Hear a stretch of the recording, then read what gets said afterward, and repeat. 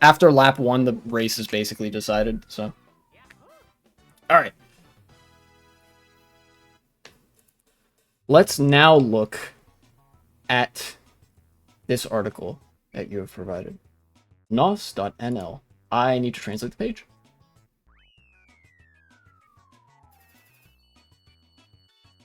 Ah, okay. So, we're engaging in some good old-fashioned German hogwash, clowning on the German far right. Wouldn't you know it,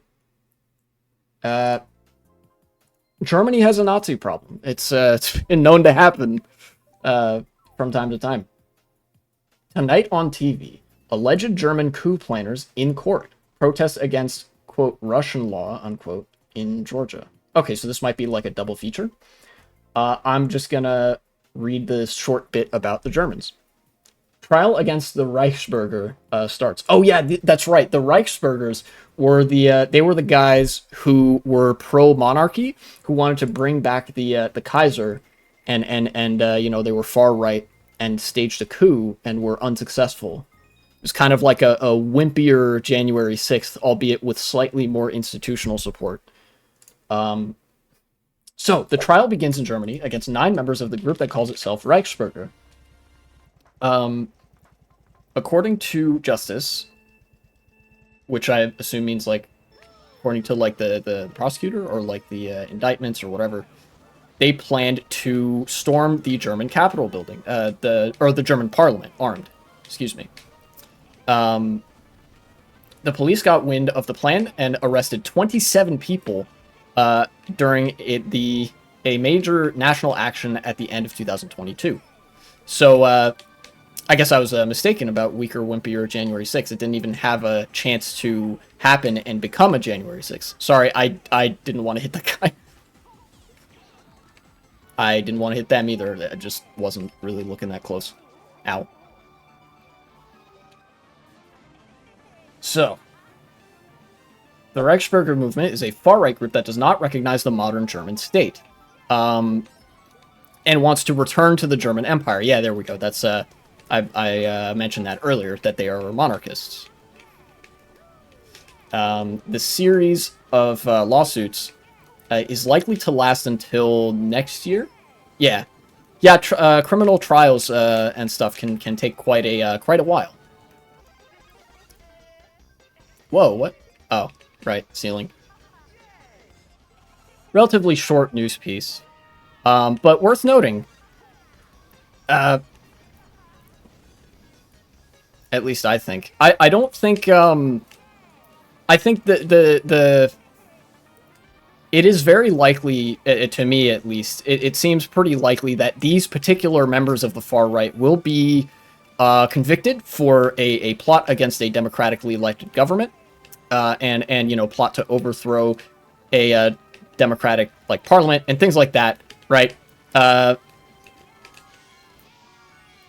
That doesn't tend to fly very well in a country that has pretty well established norms of democratic governance and stuff like that. Especially one as relatively stable as Germany, with as good of an economy as it has. And second, looks like. But this is by no means a crushing blow for the far right, I think. It would be so hilarious and scary at the same time if they succeeded. Yeah, the reason I mentioned institutional support earlier, which it seems like these guys didn't have either, is that you can have a really small coup, but if you have people inside the government that want your coup to succeed, you will possibly succeed anyways, right? A significant part of the reason that these guys didn't succeed is, number one, because there were so few of them. And number two, because the German government, even the far-right elements, are not very monarchist. At least they can't openly be. They couldn't openly get away with monarchism without consequence. Effectively, they did their coup at the wrong time with the wrong factors and all that. There is still a very major far-right presence in the German government, members of the CDU, the entire AfD, I think there was a new party formed from like dissident left elements or something like that. Uh,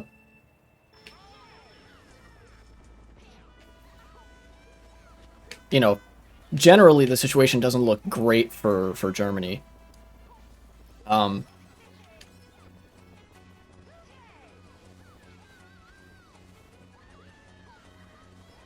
So yeah, in cases like developing or developed, very developed countries, the things to watch out for are the factors that would make a coup like this more likely to succeed, rather than the planning and attempt of a coup in itself, right? Like this coup isn't particularly worrying because the other factors that would make a fascist coup more likely to succeed weren't really present. But they might grow more prominent as time goes on. There might be more and more anti-democratic elements in the German government with time, which would not be good. And that would make the possibility of a coup like this more worrying. But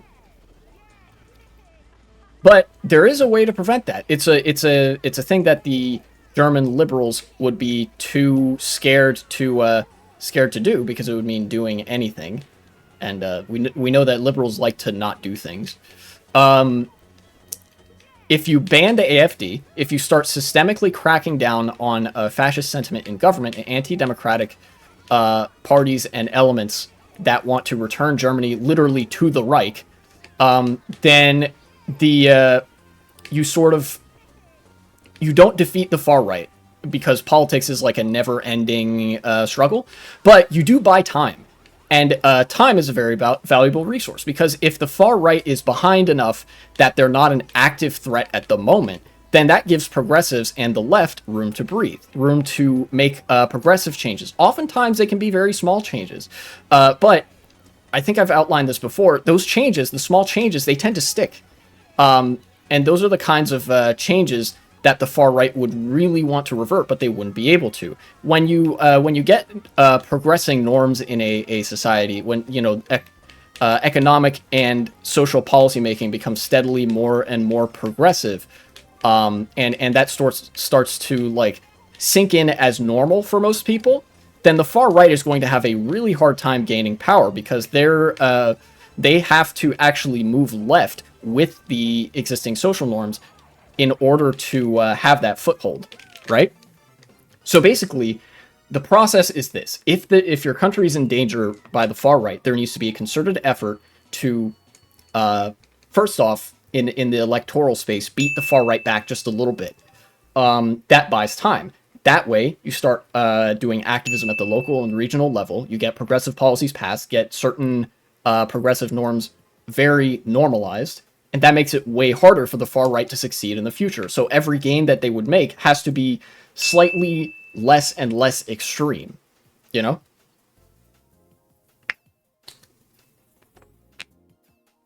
Effectively, the way you defeat the far right is by dragging them to the left with you, by making progressive politics so normal, both economic and social progressive politics, so normal that to reject them out of hand, to reject those progressive norms, would be like the mark of just a wholly unsociable person that you would never in a million years engage with, even if you're like a conservative or apolitical like centrist type, you know. It used to be the case in the United States that even a lot of conservatives resented the label of Nazism, because America, for all its faults, is a pretty progressive place. And, there's the additional baggage that helped, that Nazis were a wartime enemy for America in the 1940s. Sorry, I'm waffling a little bit. Basically,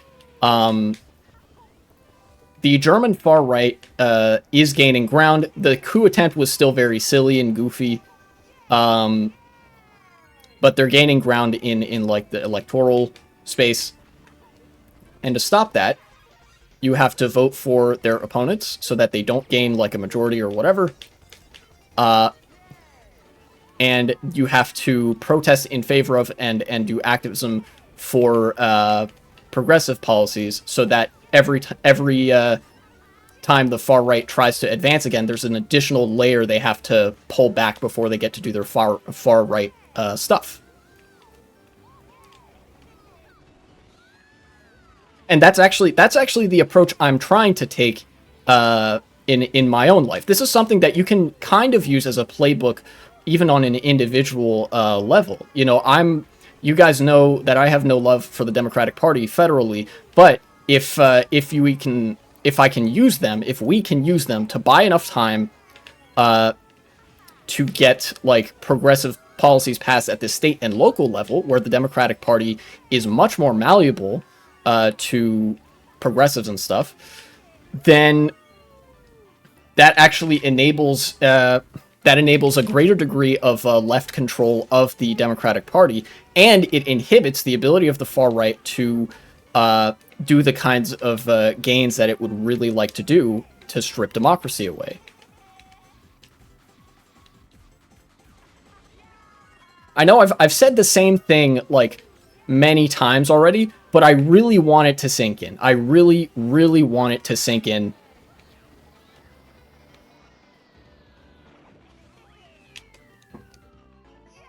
Because that is how you defeat fascism before it comes to power. Or in the case of the Netherlands, hear me out, you can wait for the fascist party to come to power and try to build a coalition, at which point they are so incompetent that the government literally falls apart and they lose ground all on their own. You don't even have to do anything. This is not an approach I would usually advocate, except in the case of the Netherlands, where it seems to have worked remarkably well. My congratulations to you for being hyper-based and defeating fascism by doing absolutely nothing, because the real fascism is the friends we made along the way. That's not actually true. Fascism defeats itself eventually, but you have to buy time for that to happen, basically. Best strategy, guys, listen carefully. Only if you're in the Netherlands. I cannot stress enough, this strategy only works if you are from the Netherlands. Everywhere else, you should do the other thing that I said. Local activism, regional activism, try to get little policies passed to advance the bar of progressivism just a little bit. That makes it way harder for fascists. And, you know, also, trying to get fascist parties banned doesn't hurt, because that also buys a good amount of time. Oh, I want to mention as well, there's an institutional perspective that I can't believe I neglected to talk about, which is that the way fascists come to power is through a disillusionment with liberal norms, right? Which I believe that it is right for people to generally be disillusioned with, because I'm no fan of economic liberalism. But, like, what they do essentially is, like, they play as populists. They pretend to be populists. They take power, and then they're like, nah, just kidding. What we actually want to do is kill Jewish people, right? I had talked about this with the BBB in a stream a while back, before the PVV even came into power.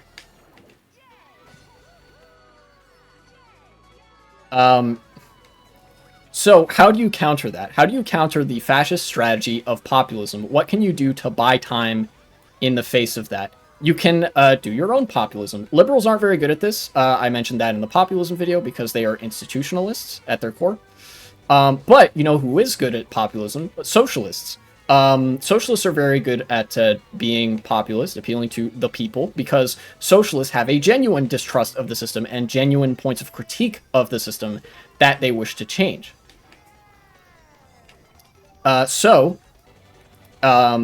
Socialist policymaking would be good at sating the economic needs of people because it's actually tailored to those needs. The populist sentiment is better addressed by socialism than fascism. So if socialists are capable of taking power, or even social democrats, and they expand social safety nets, they expand worker rights and worker protections, they expand protections for minorities and things like that, if they generally make life better, then fascists have less ammunition to turn people against minorities in the country. This is one of the big failures of liberalism, is that a lot of neoliberals, and including social democrats, some of them fall prey to this, get stuck in the trap of being institutionalist and doing nothing because that doesn't break any rules. And when you do nothing, you allow economic inequality to fester. You allow the contradictions of capitalism to fester, and that makes people's lives worse. The whole accumulation by dispossession and stuff, and that leads people to be very, very critical of that system. As I've said in another video, anti-Semitism is the stupid man's anti-capitalism. So you have to sort of meet people where they are and play off of that anti-institutionalist sentiment.